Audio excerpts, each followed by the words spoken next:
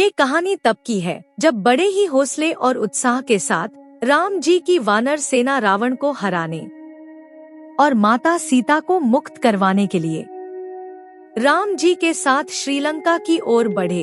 वो सब जब आगे बढ़ रहे थे कि विशाल समुंदर देखकर रुक गए। फिर लक्ष्मण जी ने राम जी को एक बाण दिया जिससे वह पूरा समुंदर सूख जाता है। फिर जैसे ही श्री राम जी ने तीर कमान संभाला, उतने में समुंदर में से जल देवता प्रकट हुए। फिर देवता ने बोला कि प्रभु ऐसा ना करे, आप भली भांति जानते हैं कि आपके इस एक बाण से सारा समुंदर पल भर में सूख जाएगा। मुझ पर ऐसा अन्याय मत करिए प्रभु, अगर आप चाहे तो समुद्र पर सेतु बनाकर ये समुद्र पार कर सकते हैं। राम जी बोले, आपका ये सुझाव हमें पसंद आया जल देवता। इस तरह तो हम दोनों की समस्या का हल निकल जाएगा। इसके बाद श्री राम की वानर सेना समुद्र में सेतु बनाने लगी। 2 वानर पत्थरों पर राम लिखते, बाकी की सेना उन पत्थरों से सेतु बनाने लगे। उन पत्थरों पर श्री राम जी का नाम लिखने से वे पत्थर पानी में डूबते नहीं और ऊपर ही ऊपर तैरते।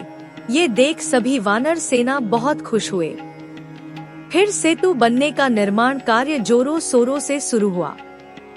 समुद्र किनारे से राम, हनुमान, लक्ष्मण जी ये सारा नजारा देख रहे थे। तभी वानरों ने आकर हनुमान जी से शिकायत की, प्रभु सारा कार्य ठीक ठाक से हो रहा है, लेकिन एक छोटी सी गिलहरी सागर की तट पर इधर उधर घूम रही है। अगर कहीं वो हमारे पैरों के नीचे आ गई तो दबकर मर जाएगी। गिलहरी शरीर पर रेत लपेट करके उसे सेतु पर गिराती। हनुमान जी उसकी मनसा समझ गए और हनुमान जी ने गिलहरी की पूंछ पर पांव रख दिए। तभी गिलहरी चिल्लाई, हे राम, हे राम, हे राम। गिलहरी की चीख पुकार सुनकर राम जी वहां पर आए और राम जी ने गिलहरी को अपने हाथों में उठाकर बोले, इन बड़े बड़े वानरों के बीच भला तुम क्या कर रही हो? गिलहरी ने कहा, हे प्रभु, मैं आपसे बेहद प्रेम करती हूँ और आपके लिए सेतु बनाने के कार्यों में मदद कर रही हूँ।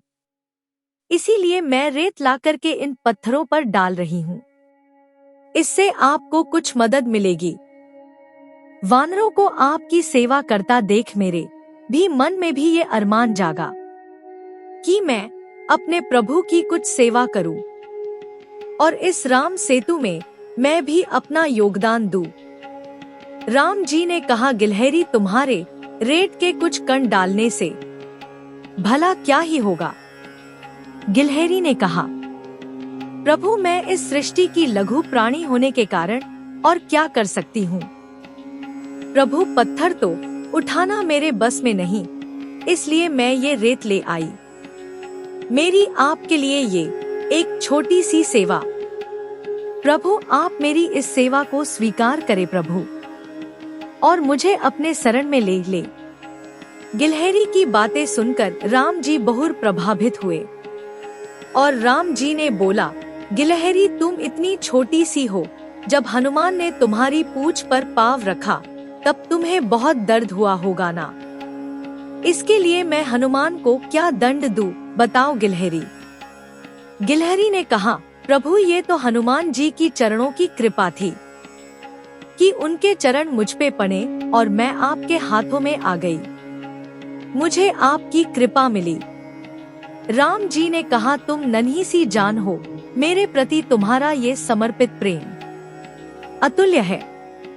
संसार में तुम जहाँ कहीं भी रहो, लोग तुम्हें देखकर मुझे याद करेंगे और मेरी परम भक्त मानकर तुम्हें सदैव अच्छी दृष्टि से देखेंगे। मैं तुम्हारी ये सेवा कभी भी नहीं भूलूंगा। रघुकुल पर तुम्हारा ये एहसान रहेगा। तुम्हारी ये कथा सुनाई जाएगी। और यह कह कर के राम जी ने जब गिलहरी की पीठ पर सहलाया तो उसी दिन से राम जी के उंगलियों के निशान गिलहरी के पीठ पर छप जाता है। तभी से ये माना जाता है कि गिलहरियों के पीठ पर मौजूद धारियां और कुछ नहीं। बल्कि भगवान राम जी के उंगलियों के निशान है। ये कहानी यहीं पर समाप्त हुई। दोस्तों, आपको कैसी लगी कहानी?